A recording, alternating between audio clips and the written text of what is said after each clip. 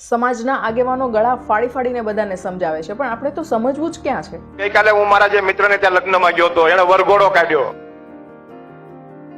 Road traffic jam કર્યો,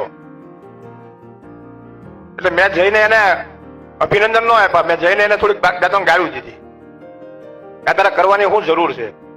ત્યારે એને મને એવું કીધું કે મારે કઈ કરવું નહોતું, પણ કે મારી વાઈફ છે સમજતી નથી.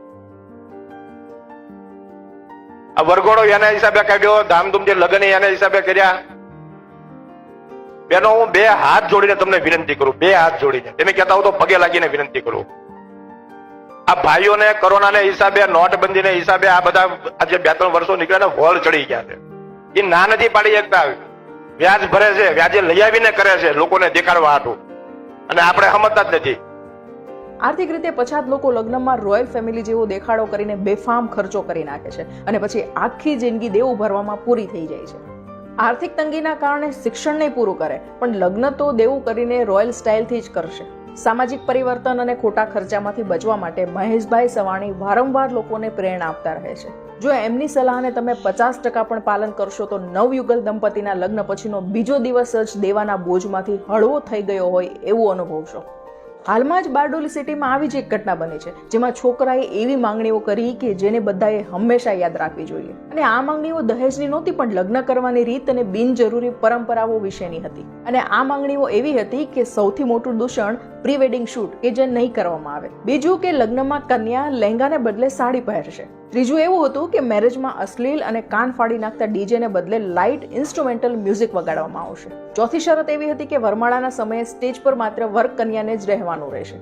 પાંચમી શરત એવી હતી કે જે લોકો વરમાળા સમયે વર કે કન્યાને ઉપાડશે તેમને લગ્નમાંથી જ હાંકી કાઢવામાં આવશે. છઠ્ઠી શરત એ હતી કે પંડિતજીએ લગ્નની પ્રક્રિયા શરૂ કર્યા પછી તેમને કોઈ રોકશે નહીં. સાતમી શરત એ હતી કે કેમેરામેન પંડિતજીને વારંવાર અટકાવીને નહીં પણ દૂરથી ડિસ્ટર્બ કર્યા વગર જ ફોટા લેશે. આવું એટલા માટે છે કે આ કોઈ ફિલ્મનું શૂટિંગ નથી, આ એક લગ્ન પ્રસંગ છે જે અગ્નિની સાક્ષીમાં કરવામાં આવે છે. આઠમી શરત એ હતી કે વરરાજા અને કન્યા કેમેરામેનના કહેવા પર અશોભનીય પોઝ આપશે નહીં. નવમી શરત એ હતી કે લગ્ન વિધિ દિવસ દરમિયાન જ થવી જોઈએ અને વિદાય સાંજ સુધીમાં પૂર્ણ થવી જોઈએ, જેથી કરીને કોઈ પણ મહેમાનને રાત્રે 12 થી 1 વચ્ચે ભોજન ખાવાથી થતી અગવડતા જેવી કે અનિદ્રા છે, એસિડિટી છે, અપચો છે, આવી બધી સમસ્યાઓથી પરેશાન ન થવું પડે અને મહેમાનોને તેમના ઘરે પહોંચવામાં અસુવિધા પણ ન થવી જોઈએ.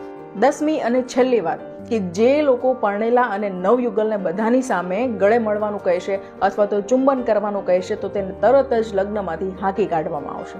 આ હતી છોકરાની 10 માંગણીઓ જેને કન્યા પક્ષના લોકોએ પણ ખુશીથી સ્વીકારી લીધી હતી. અત્યારે લગ્ન પ્રસંગમાં થતી બિનજરૂરી દેખાદેખી બિલકુલ બંધ થવી જોઈએ.